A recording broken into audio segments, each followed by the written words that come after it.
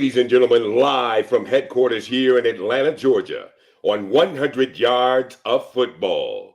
Another explosive segment here with Bobby Butler, the 12-year NFL veteran who holds a social science degree from Florida State University and one of the catalysts for the Florida State program and the change from becoming a punchline to a national powerhouse.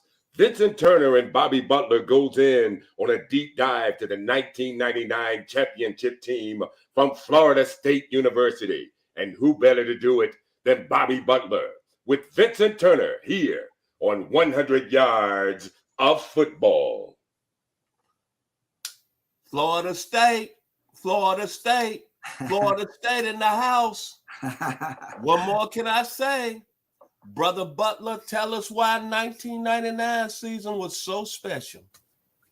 Well, Vincent, you know, this year was the first time that any Division I football team opened the season ranked number one and ended the season ranked number one.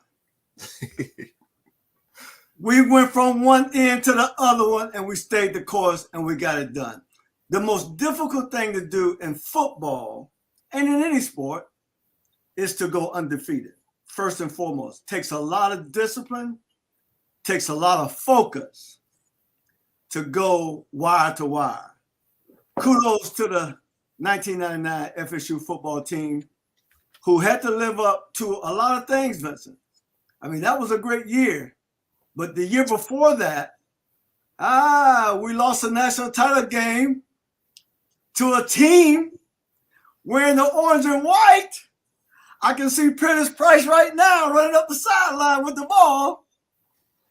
But this team persevered and they came back, Vincent. And they did again and they went wire to wire. This team was special, first and foremost. I really believe, Vincent, to win a national title, you got to have all the pieces together, right? You got to have a great defense. You got to have a great offensive line. You got to have skill guys. But the one position where you have to have, and that's behind center, that's quarterback. And Chris Winkie was our guy. And what a great job he did when he came back to Florida State after a baseball career, came back and finished it out. And played in a few national title games. So that year was special, not only special because of the history that we had and probably the last decade before that, the way we recruited was at an all-time high level. You know, I talk about the skill positions and the football players in the state of Florida. But when you look at our roster, Vincent, we were able to go to every state and recruit the number one guy out of their own state. And so we just didn't have a team full with Floridians. We had a team with great football players from all across the United States. And that was a powerful thing. In the freshman class, the young boys who came to play, we had guys like Anquan Bolton, who was the number one player in the nation that year, was a true freshman at Florida State. We had another guy who was ranked high in the nation out of Carolina, running back by the name of Nick Maddox. He was on the roster. Then we had another guy, great defensive lineman, not from the state, Darnell Dockett, who was a true freshman.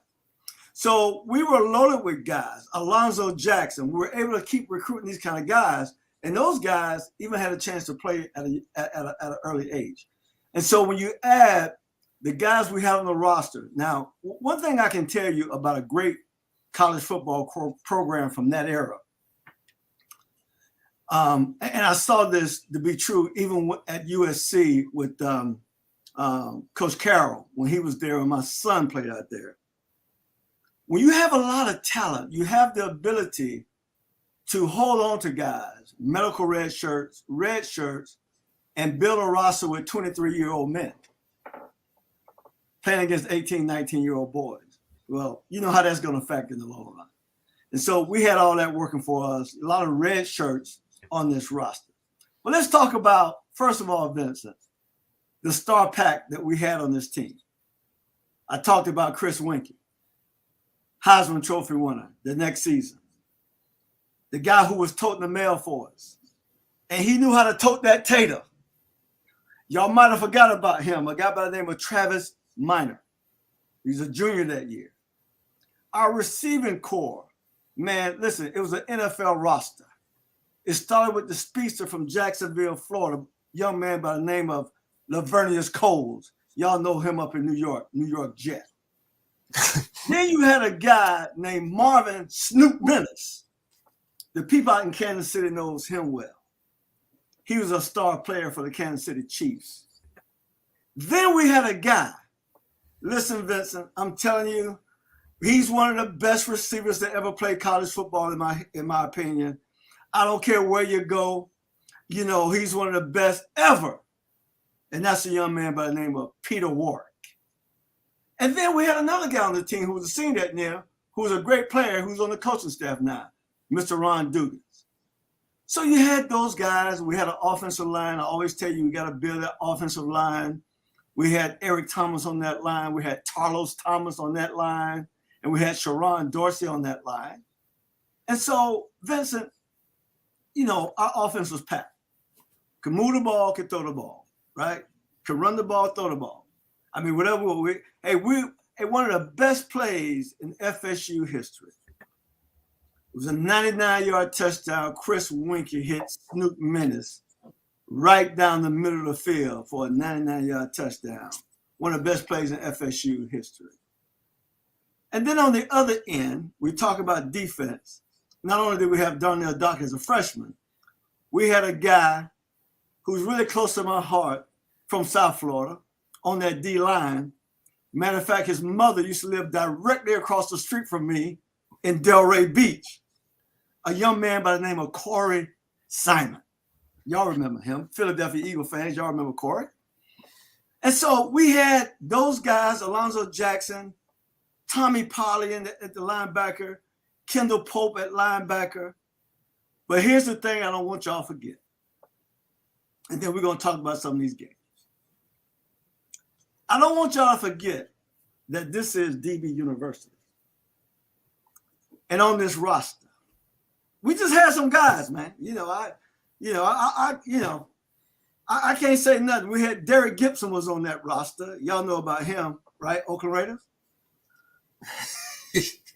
Vincent, you know about Mario Edwards on that roster, right? Yes, sir. Dallas Cowboy. He was a freak. You know about Tay Cody, All-American, consensus All-American cornerback. Y'all know about him on that roster, right? South Georgia. Yeah, what about Chris Hope? Y'all remember Chris Hope, Pittsburgh Steelers? Super Bowl winner? You know? What about B.J. Ward? And what about Stanford Samuels? So just on that roster alone, these schools that talk about DB University, watch your mouth. That's all I'm going to say. Watch your mouth. And then, Vincent, the thing we had. So remember, let's go back a little bit. We lost a couple of national titles. And we lost a couple of national titles without playing in the national title game. So think about it. We lost about 4 times to Miami. Whoever won that game was going to win it all.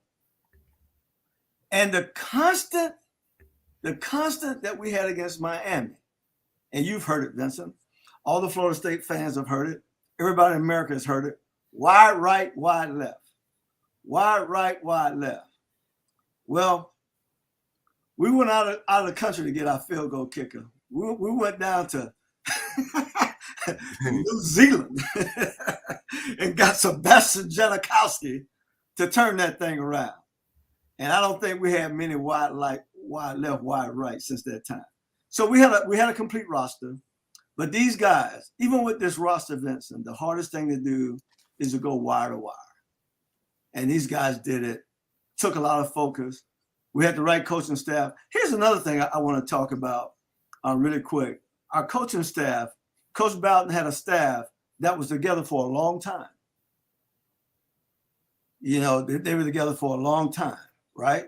And so we had Mark Rick was offensive coordinator on this team. He was there for a long time, right? Coach Gladden, coaching D ends. Odell Haggins coaching D tackles. All right, we had Coach Amata, linebacker coach. All those guys had been there for a long time. Some of those guys went on to be great head coaches. So we had that in place. They were able to recruit these kind of guys, and they were able to coach them to keep them focused throughout this whole year to win it all. It could have been, we're always going to see the first national title as probably the most special one, Vincent, because we were so close so many times up to that point. And when Charlie Ward won it, it was a great moment for us. We'll never forget that night. But this team right here arguably could be the best Florida State team of all time. When I think about that 1999 team, I think about the coordinators, as you just mentioned. Mark Richt was at the top of his game, and Mickey Andrews at the top of his game. Probably at that time, the two best coordinators in the country. That's right. Then I think about the 99 team. You had 19 fifth-year seniors. That's right. That's a lot of experience, man. That's a lot of experience, Vincent. A lot of people didn't play football in one place for a long time. That's right. A lot of people that's went through some things.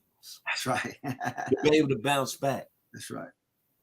Because really, the first BCS National Championship game, and I'm going to go on and admit it since you put some mustard out there. I'm from the 901, Memphis, Tennessee.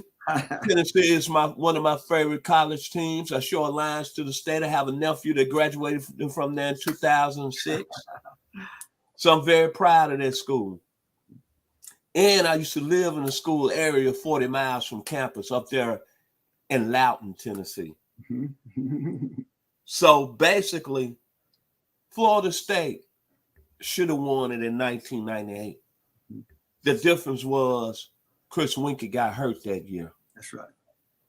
And the quarterback position was not strong going into that game.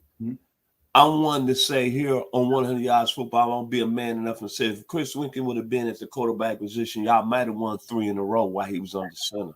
It was possible. But when I look overall at this football team, the one thing that sticks out to me is that Chris Winkie played very well that year. Yes, he did. 3,100 yards, 25 touchdowns, 14 INTs. But 2 games really take me back. Clemson. Hard-fought game, 17-14 in Death Valley over there at Clemson. A Clemson team that had Rod Gardner, Travis Zachary, Woodrow Dantzler, Chief Adams, Robert Croswell, and Nick Eason. And Woodrow Dantzler was a very good college football quarterback. No doubt. And then ending the year beating Florida 30-23. That Florida team, Travis Taylor, Jabbar Gaffney, Doug Johnson, Ernest Graham, Alex Brown, Robert Camati. That was a very talented Florida team. Very good team. And then, just last night, I'm going to share you a true story, Bobby. Oh, I'm going to say Mr. Butler because y'all national champions. Is that I went back and pulled up the Florida State and Virginia Tech game in the Sugar Bowl. And that was one of the most competitive football games I watched in my whole life. And for y'all to even go through that schedule, y'all still had to face the most explosive football player. No doubt. That ever came in college football. I know you close to Dion. I know everybody talk about Herschel. I know everybody talk about Reggie Bush. But on that night, the young man from Newport News, nicknamed Magic, Michael Vick put on the show, man. Yes, he did. Yes, and he it did. took everything for Florida State to play at a high level. Florida State had to play at a high level to win that football game. No doubt. No doubt. Michael Vick was a one-man show, man. Yeah, and that was the problem, Vincent. Had Michael Vick had the lungs he had in the second quarter, we would have lost that game. But you said it. He was a one-man show. And you can't beat a team with the one-man show. I don't care how good you are. He ran out of steam. I'm telling you though, if he had the same lungs in the fourth quarter like he had in the second quarter, we'd have been in trouble. But then again, you said it. Our team played well. They stayed composed. And that young man sitting up there with Coach Bowden with that trophy played lights out. He played lights out. He did things, in that game. I'm gonna be honest with you. That young man right there should have won the Heisman Trophy. No question about it. You're right. And so, but anyway, that's another story. But what a great game. I mean, if every national championship game was played that way, everybody go out of that game with their money's worth. Yes, sir. Very phenomenal football team. At the time, Florida State was just at a level that you just couldn't explain. Mm-hmm. And taking away from that football team, two other key stats. Offensively, with Chris Winkie, they averaged 425 yards total offense that game. They averaged 37 points a game. That's right. But it was their defense. Yes, 19 in total defense, 10 against the run, 22 interceptions, 32 sacks, 79 tackles for loss. That was a special defense. That was a special defense, no doubt. So, it ain't too much more I can say. The 1999 Florida State Seminoles. Bling, bling. Bling, bling. I want to be a star. Earth, Wind, and Fire, the shining star. To go undefeated from start to finish, that's a lot of pressure, man. But Vincent, think about it. Not just undefeated, ranked number 1. Yeah. From preseason to after the bowl game. That's the one thing I want y'all to take away today. They were ranked number 1 going into the season and kept that ranking the whole year and finished it off again and won the national title and from end to end. One of the most greatest accomplishments in college football, man. Absolutely. What can you say, man? The Seminole Nation, outstanding. So, your final words. I want to ask you one question, not getting off the topic here. I'm not trying to start something today, which I am. I'm an instigator. I kind of talked to some of my friends about what the conversation we had last week on the video. Could your team, the 80 Florida State Seminoles, beat Georgia? Mm-hmm. And I talked to a good friend that went to North Springs High School here in Atlanta. Mm-hmm. Diehard Georgia fan. I brought that question up to him. And he brought up something to me. He said, remember what you told me, BB? You said that Herschel wouldn't finish the game. Mm-hmm. I mean, he said that really, how can you say that when Herschel's main thing was endurance and he didn't get hurt his senior, he didn't get hurt throughout that freshman year. Well, he averaged almost 37 carries a game. Then he said that he thought the quarterback position was better. And then Georgia quarterback position was better? Yes. And then he said also Georgia had a tradition. Y'all would just come by nightly. He brings up, I want you to get upset that y'all used to be formerly a girls' school. Right. As he say that. Mm-hmm. But he really, in so many words, thought that you was a little bit over the top. That you thought that team could be the Georgia team. Well, let me. He basically said you was insane. Okay, all right. So can I say something? Let me say this. Yes, go ahead, sir. See, for me, the proof is in the pudding. It has nothing to do with what I think. Everybody should think that way about their team, right? Yes, sir. I mean, everybody should. I mean, just think about it. You need to think that much about your team. But all I can say is we went to Nebraska, beat the number 3 team in Lincoln. Yes, sir. Jarvis Red Wine didn't finish the game. I think his spleen got broke or something like that. You know, they're bringing somebody named Roger Craig. Y'all don't know them people. But anyway, we won the game against the number 3 team out in Lincoln. And then next week, we played a team from Pittsburgh who moved to the number 3 spot. that year had a draft like LSU did a couple of years ago. They had 16 guys drafted off of that senior year, which was my senior year, and they had about 25, 30 more pros on that team that were younger, like Marino. And so they came to Tallahassee and we beat them. Now, from my understanding, Georgia didn't beat anybody in the top 20 during the regular season, and they played the SEC schedule, y'all. So don't go away thinking the SEC has been the best conference forever, because they were not always the best conference. We do play good football in the South. Don't get me wrong. But in that era, let's remember now, we talk about Georgia, but Florida had never won an SEC championship at that time, right? Yes, sir. I'm assuming that the powers that be back then, I know Kentucky had won something in the early mid-70s. Maybe LSU, maybe some of those teams, but I'm not saying they didn't play good football, but we deserve the right to play them. And all I know is when we play teams like that, it didn't fare well for those teams. And so I got to go on that. But at the end of the day, Vincent, we won't know. Why? Because we didn't play the game. That's why I'm glad that college football is going in the right direction. We're still not there yet, because had we been in a playoff situation, we would have got an opportunity. Yes, sir. Because it wouldn't have been, well, we're going to put the number 1 team with the number 6 team as opposed to the number 2 team in the country. How can you do that to the number 2 team? Florida State was the number 2 team in the country, by the way, going into the bowl game. How come you didn't put 1 and 2 together? We didn't have a conference back then. We were independent. We didn't have to go to the Orange Bowl to play Vincent.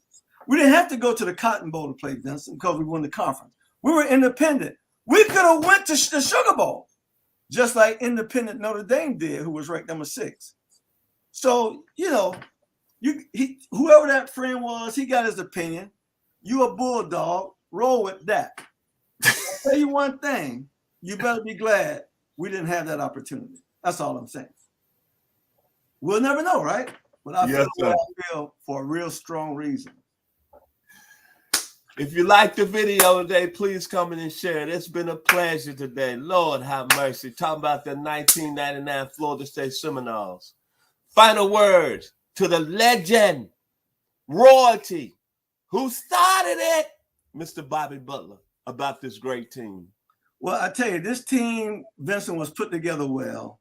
It took some time to get it going, but we had been working on this thing for a while at FSU. And, Chris Winkie, great job, great job. A lot of people want to talk about his age, who cares, right? Yes, It don't matter. I played against guys in college who was 25 years old, 26 years old. Yes, myself.